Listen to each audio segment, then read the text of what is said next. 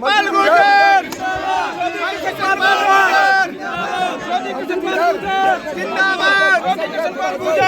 क्या कहना चाहेंगे वार्ड नंबर 1 में फिर महीने में दूसरी बार पहुंचे करोड़ों रुपए की सौगात देने के लिए? क्या क्या काम होने हैं सर? देखिए छायाकार मित्रों, पिछले 9.5 साल से आदरणीय मोदी जी के और मनोहर लाल जी के आशीर्वाद से फरीदाबाद लोकसभा क्षेत्र में ऐतिहासिक विकास के काम हुए हैं। मैं सबकी चर्चा आज नहीं कर पाऊंगा क्योंकि काम इतने हैं वो मिनटों में या घंटों में नहीं कहा जा सकता। हाईवे हो, ब्रिजेज हो, पार्क हो, सड़कें हो, सीवर हो, कॉलेज हो, यूनिवर्सिटी हो, महिला महाविद्यालय हो, पार्क हो, एलईडी लाइट हो, रेलवे स्टेशन का नवीकरण हो, एफएमडीए हो, कमिश्नरी हो, 3-4 नेशनल हाईवे बनाने का काम हो, यमुना पर ब्रिज बनाने का काम हो, ये सब काम पिछले 9.5 साल में फरीदाबाद की तस्वीर बदलने का काम है। मोदी जी के नेतृत्व में जहां देश की तस्वीर बदली है, मनोहर जी और मोदी जी के नेतृत्व में जहां हरियाणा की तस्वीर और तकदीर बदली है, वहीं मोदी जी और मनोहर जी के नेतृत्व में फरीदाबाद की तस्वीर भी पिछले 10 सालों का लोग खुद अनुभव कर रहे हैं कि यहाँ की तस्वीर बदली है। आज उसी में एक कड़ी और जोड़ते हुए ये आज 14 गलियों का काम, थोड़ा सा स्पेस में लगा भाई, कॉलोनी से लेकर गोची गांव तक का काम और साथ में 14 गलियों का इंटरलॉकिंग, उनको पक्का करने का काम लगभग 72 लाख रुपए की लागत से, यानी कि 71,97,000 रुपये की लागत से आज कामों की शुरुआत हो रही है। 14 गलियों का इससे काम पूरा होगा। उसके बाद भी जो गलियां रहेंगी उनको भी हम पक्का कराने का काम करेंगे, क्योंकि सबका साथ सबका विकास। और आज सुबह से लेकर शाम तक अभी प्रधानमंत्री जी के मन की बात हमने सुननी है, उसके बाद एनआईटी विधानसभा का पन्ना प्रमुख सम्मेलन में मुझे जाना है, उसके बाद आज 3 करोड़ के काम हैं जिनका आज काम हमने शुरू कराना है। उन्हीं में एक 46 सेक्टर का कम्युनिटी सेंटर है जिसका रेनोवेशन होना है, उसका शाम को 4 बजे उसके काम की शुरुआत 88 लाख रुपए की लागत से होगी। इसी तरह 21D में कम्युनिटी सेंटर है जो बहुत जर्जर हालत में है, उसके भी रेनोवेशन का 38 लाख की लागत से काम शुरू होगा। इसी तरह अनंतपुर में एक आरएमसी और एक इंटरलॉकिंग रास्ते का निर्माण का काम शुरू होगा। इंटरलॉकिंग का रास्ता 46 लाख रुपए की लागत से शुरू करेंगे आज, और एक 43 लाख रुपए की लागत से आरएमसी के रास्ते का शुरुआत करेंगे। मैं कहता हूँ फरीदाबाद के विकास के लिए, प्रदेश के विकास के लिए, देश के विकास के लिए मोदी और मनोहर जी के खजाने में कोई कमी नहीं है। जितना मांगा था उससे ज़्यादा मिला है और भी ज़्यादा मिलेगा। हम सकारात्मक कामों में अपनी शक्ति का प्रयोग करते हैं, कुछ लोग अपनी ताकत का प्रयोग नकारात्मक कामों में करते हैं, इसलिए मैंने हमेशा अपनी शक्ति का काम क्षेत्र के विकास के लिए अपनी ताकत लगाता हूं और उसी सकारात्मक कामों में मैं अपना ध्यान लगाता है। मंत्री जी रफ्तार तेज हुई है, लेकिन बीच में रफ्तार थोड़ा सा स्लो हो गई तो कांग्रेस बोलने लगी हम सरकार बना लेंगे अगली बार। देखिए ऐसा है, ये तो देश का मतदाता, फरीदाबाद का मतदाता है। आज मोदी के प्रति देश और दुनिया का विश्वास बढ़ रहा है। आज मोदी के मुकाबले देश का दुनिया में कोई नेता नहीं है, दुनिया का सबसे लोकप्रिय नेता है। मोदी पर भरोसा देश के लोगों का लगातार बढ़ रहा है, कहीं कोई मुकाबला नहीं है। तीसरी बार लोगों के आशीर्वाद से मोदी जी फिर प्रधानमंत्री बनेंगे, ये तय है। जेसीबी लगा दी गई, फटाफट काम हो गए। हाँ, आज से काम शुरू हो जाएगा, आज से काम शुरू हो जाएगा। सामान आ गया है, जेसीबी आ गई है, आज से काम शुरू हो जाएगा। मंत्री जी आपका सबसे पहले स्वास्थ्य के बारे में पूछना चाहूंगा मैं, क्योंकि सब आपके आशीर्वाद से ठीक है जी, बिल्कुल अब ठीक है, कोई नहीं। एक सवाल और है मंत्री जी, हाल ही में जो है जिस तरीके से प्रदेश अध्यक्ष के पद में बदलाव किया गया है, क्या लगता है आपको नायब सिंह सैनी पूरी तरीके से 2024 के विधानसभा लोकसभा चुनाव पर क्या असर पड़ने वाला है इसको लेकर? देखिए ठाकुर जी, भारतीय जनता पार्टी में ये प्रक्रिया बूथ अध्यक्ष से लेकर राष्ट्रीय अध्यक्ष तक लगातार बदलती रहती है। धनखड़ जी के नेतृत्व में भारतीय जनता पार्टी ने पूरे हरियाणा में पार्टी का विस्तार बहुत तेजी के साथ किया है और इतने कार्यक्रम, इतने संगठनात्मक रूप से बीजेपी को मजबूत किया है कि हम सब ने देखा है। उनका कार्यकाल 3 साल पूरे हो गए, 3 साल से समय हो गया। तो यहाँ तो मंडल अध्यक्ष से लेकर राष्ट्रीय अध्यक्ष तक हर 3 साल में सामान्य प्रक्रिया है।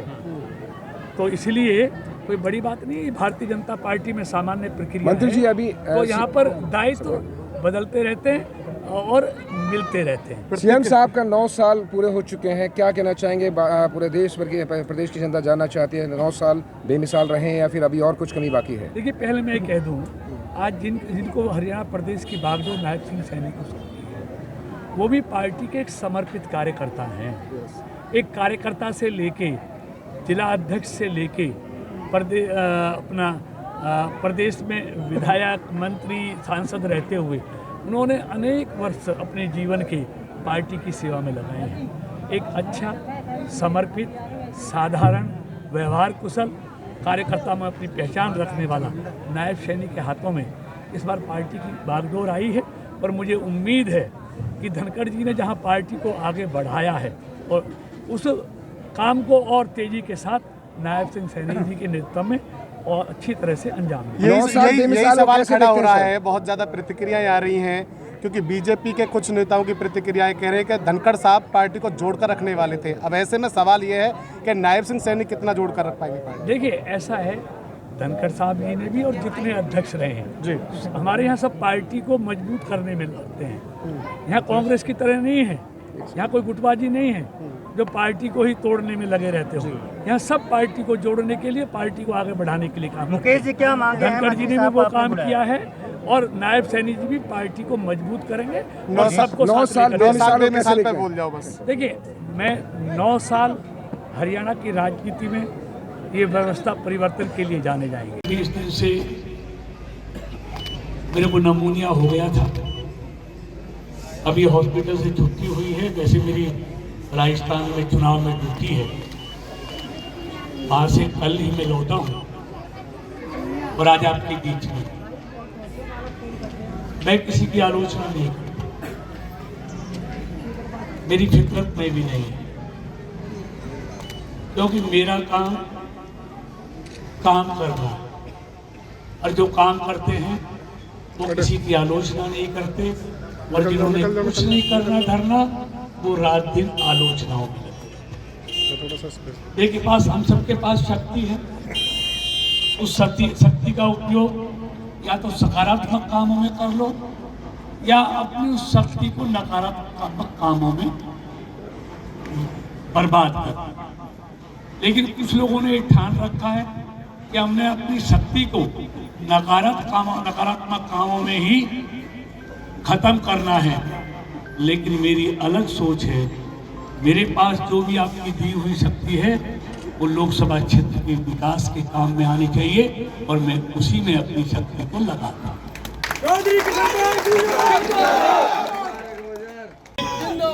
पूरी पूर्वी दिल्ली से दिल्ली एयरपोर्ट बहुत दूर है, गाजियाबाद से गुड़गांव से बहुत नजदीक है। ऐसे ही जेवर एयरपोर्ट नोएडा, ग्रेटर नोएडा से बहुत दूर है, फरीदाबाद से सिर्फ आधा घंटा दूर है। यानी कि जैसे गुड़गांव को दिल्ली एयरपोर्ट का लाभ मिला है, वैसे ही फरीदाबाद को जेवर एयरपोर्ट का लाभ मिलने वाला है। और देखिए, मैं कह के जा रहा हूँ, जिस दिन जेवर एयरपोर्ट और ये नेशनल हाईवे शुरू हो जाएगा अगले 1.5-2 साल में, फरीदाबाद की तस्वीर और तकदीर इतनी तेजी से बदलेगी कि आप कल्पना नहीं करते। इतने उद्योग और इतना विकास फरीदाबाद में आने वाला है। विकास कहाँ आता है? जहाँ अच्छी कनेक्टिविटी होती है। आप ये आगरा कैनाल नहर पार के पास जाओ, अंग्रेजों के जमाने के पुल थे, आज जाओ तो दर्जनों 4 लेन के नए पुल हो गए, कहीं जाम नहीं लगता। दुधौला में 1000 करोड़ से यूनिवर्सिटी हो, हर विधानसभा में महिला विद्यालय हो, रेलवे स्टेशन आप जाके देखो, फरीदाबाद का 300 करोड़ की लागत से एयरपोर्ट जैसा बना रहा हूँ, आप जाके देखो कैसे काम चल रहा है। इसके साथ साथ 100 करोड़ की लागत से NIT railway station, Ballabgarh railway station और पलवल रेलवे स्टेशन 100 करोड़ की लागत से इसका भी रेनोवेशन करा रहा हूँ, लिफ्ट लगा रहा हूँ, एक्सीलेटर लगा रहा हूँ, वहाँ बहुत उसका सौंदर्यकरण कर रहा हूँ। इन 3 भी रेलवे स्टेशनों का उद्धार भी हम लोग कर रहे हैं। मित्रों, आपको आवागमन का ये पुल था, ये सोना का पुल, अब वो 4 लेन हो गया, जमीन भी ले ली, सब कुछ काम हो गया। समय लगा क्योंकि आज तक जमीन लेना बहुत कठिन है प्राइवेट लोगों से, उसमें समय लगा। 2 साल कोरोना के कारण बर्बाद हुए, लेकिन अब सोना का ये जो बल्लमगढ़ का जो रेलवे फ्लाईओवर है, ये भी आपका 4 लेन बनना शुरू होने जा रहा है। इसी के साथ मुंजेसर से आप देखेंगे, मुंजेसर से मथुरा रोड के लिए, उसके लिए भी जमीन ले ली गई है। वो भी रेलवे अंडरपास मुंजेसर से और हाईवे के बीच में बनने जा रहा है। जो जमीन थी उसकी रुकावट खत्म हो गई, वो भी ले ली। ऐसे ही लकड़पुर में उसका काम भी हो गया, वो भी रेलवे अंडरपास, रेलवे उसको वो भी पास हो गया। मैं सारे कामों की चर्चा अब नहीं कर सकता। अनाथ कॉलोनियों में सीवर डालने की बात हो, अमृत से पानी पहुंचाने की बात हो, उनको पक्का करने की बात हो, जो राजीव कॉलोनी का मेन रोड है समेपुर वाला, क्या हालत होती थी, आज उसकी हालत देख लो। आज सचिवालय देखो बल्लमगढ़ में, मिनिस्टर जी के यहाँ, वो बल्लमगढ़ के सारी कॉलोनियों के रोड देखो, सीवर देखो, LED लाइटें देखो। मैं सबकी चर्चा नहीं कर सकता, लेकिन मैं एक बात बताता हूँ, आज जहाँ देश दुनिया में अपनी पहचान बना रहा है, वहाँ फरीदाबाद भी देश में अपनी एक नई पहचान आप सबके आ सकते हैं। अब से पहले का फरीदाबाद भी आपने देखा है, और 2014 के बाद के फरीदाबाद हो गया। मैं कभी दावा नहीं करता कि सारी समस्याओं का समाधान हो गया, लेकिन मैं एक दावा जरूर करता हूँ, जो पिछले 40 सालों में फरीदाबाद में नहीं हुआ, वो हमने इन 9 साढ़े 9 सालों में करने का प्रयास किया। क्या हाईवे हो, एक हाईवे भी ठीक हालत में नहीं था। आज इस हाईवे को देखो, बॉर्डर से लेके आप होटल बॉर्डर तक घंटों का सफर मिनटों का रह गया। पलवल से गुजरते हो, बाकी बिहारी जाते हो, शनि महाराज जाते हो, तो पहले कितना समय लगता था, आज कितना समय लगता है। अब दूसरा national highway Delhi Baroda Bombay highway, आप उससे मेरठ जाओगे, मैं कहता हूँ 3 महीने बाद आप 1 घंटे में पहुंचेंगे। गाजियाबाद जाओगे तो 40 मिनट में पहुंचोगे। जयपुर जाओगे तो 3 घंटे में पहुंचोगे, और रणथंभौर जाओगे तो 3.25 घंटे में पहुंचोगे। मतलब इतना बढ़िया, चाहे नूह जाओ, भरतपुर जाओ, दीघ जाओ, कहीं भी जाओ, घंटों का सफर आज आधा रह गया है। मैं एक भी नहीं कहता। तीसरा हाईवे यहाँ से जेवर एयरपोर्ट, हमारे दिल्ली एयरपोर्ट जाते हैं तो आप जाके देखिए, आपको घंटों पहले निकलना पड़ता है, 2-2.5 घंटे पहले आपको चलना पड़ता है, 3 घंटे पहले। लेकिन अब मैंने इस दिल्ली बड़ौदा बॉम्बे हाईवे से, कैली से आपके जेवर एयरपोर्ट को जोड़ दिया, KGP को जोड़ दिया, ताज एक्सप्रेसवे को जोड़ दिया और जेवर को जोड़ दिया। आज गुड़गांव का विकास दिल्ली एयरपोर्ट की वजह से हुआ है, और मैं समझता हूं आने वाले समय में फरीदाबाद का चहुमुखी विकास जेवर एयरपोर्ट के कारण होगा।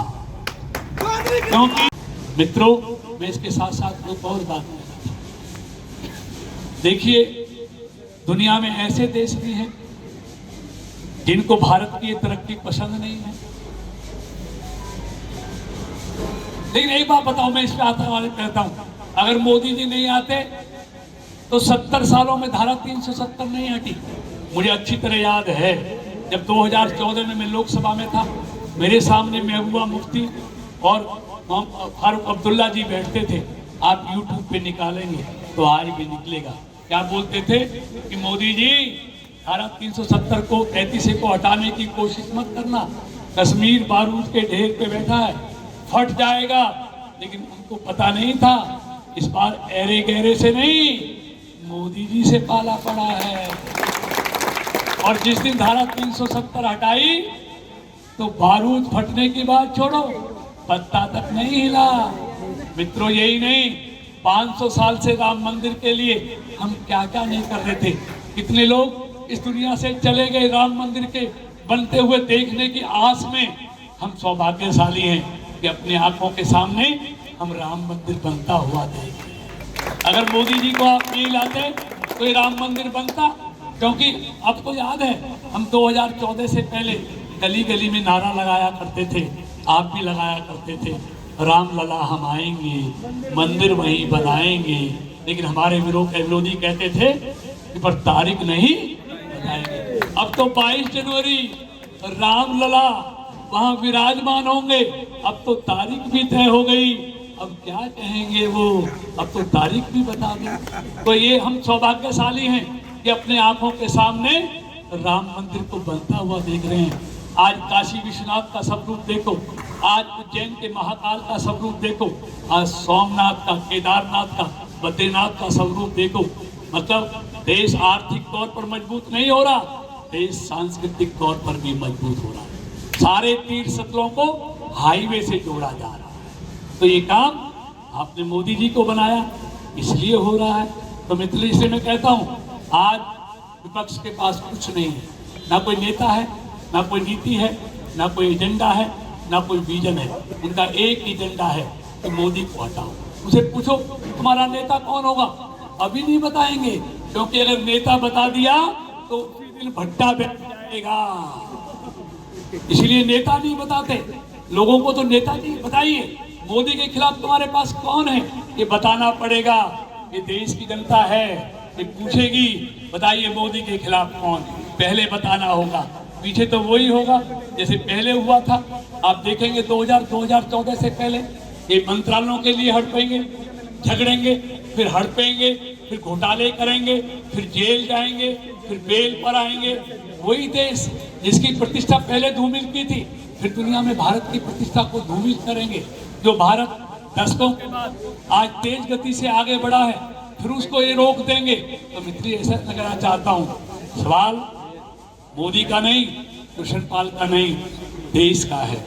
देश दशकों के बाद एक सही नेता के नेतृत्व में आगे बढ़ रहा है, अपनी पहचान बना रहा है।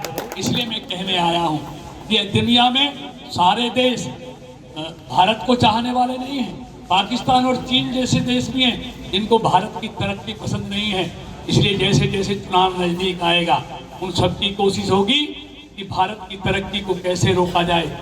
और वो जानते हैं अगर भारत की तरक्की को रोकना है तो उससे पहले मोदी को रोकना होगा। तो जैसे जैसे चुनाव आएंगे, मोदी के ऊपर हमले और तेज होंगे, मोदी पर और आरोप प्रत्यारोप लगेंगे। लेकिन मोदी जी देखिए, हम सबको भूख हो सकती है पैसे की, संपत्ति की, साम्राज्य की, परिवार की, और विपक्ष को तो यही भूख है। लेकिन मोदी जी को भूख है क्या? देश के विकास की, देश की प्रगति की, एक विकसित भारत की, एक श्रेष्ठ भारत की, एक विश्वगुरु भारत की। इसके लिए वो काम कर रहे हैं। देश प्रथम जिनकी सोच है, जो कुछ करूंगा देश के लिए करूंगा, परिवार के लिए तो उनके पास है ही नहीं। तुम तो कहते हैं इस देश के 140 करोड़ लोग मेरे परिवार के सदस्य हैं, मुझे उनके लिए काम करना है। इसलिए मित्रों, विकास तो आपका हमारा संकल्प है, मोदी सरकार, मनोहर सरकार का संकल्प है। विकास तो हम करेंगे ही करेंगे, लेकिन आपका भी करेंगे, देश का भी करेंगे।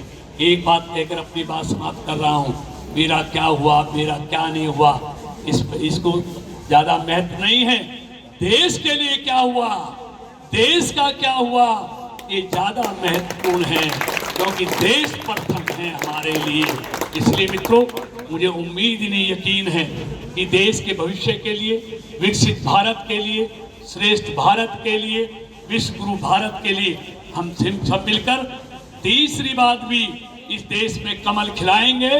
नरेंद्र मोदी को फिर से भारी बहुमत से प्रधानमंत्री बनाएंगे और विकास का काम तो मैं आपको विश्वास दिलाता हूं, आपके विकास में, फरीदाबाद लोकसभा क्षेत्र के विकास में कोई काम ऐसा नहीं बचेगा जिसको हम नहीं करेंगे।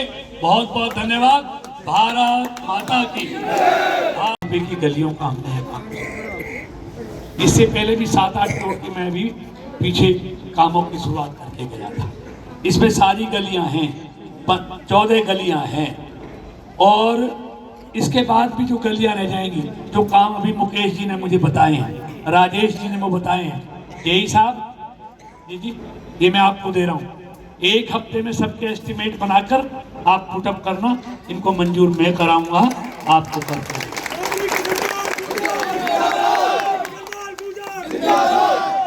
मित्रों, मैं अब 2-3 बातें आपसे अपनी साझा कर रहा हूं। बुलाया, इन्होंने हमेशा हमारे वार्ड के लिए और क्षेत्र के लिए बहुत कुछ दिया है, और हमारे लिए तो मंत्री जी एक भगवान रूपी हैं कि वार्ड की जनता जो भी डिमांड रखती है वो समय से पहले पूरी करते हैं। और आज स्पेशल हमने धन्यवाद के लिए मंत्री जी को अपने बीच बुलाया। क्या-क्या काम और होंगे भी कुछ सर? मांगे रख सकते हैं क्या? बिल्कुल रखेंगे, मांगे भी रखेंगे, क्योंकि एक हमारे तो मंत्री जी देने वाले हैं और हम मांगने वाले हैं। हम आज ही मांगेंगे और वो दे के जाएंगे, और वार्ड का संपूर्ण विकास हमारा उद्देश्य है। ठीक है।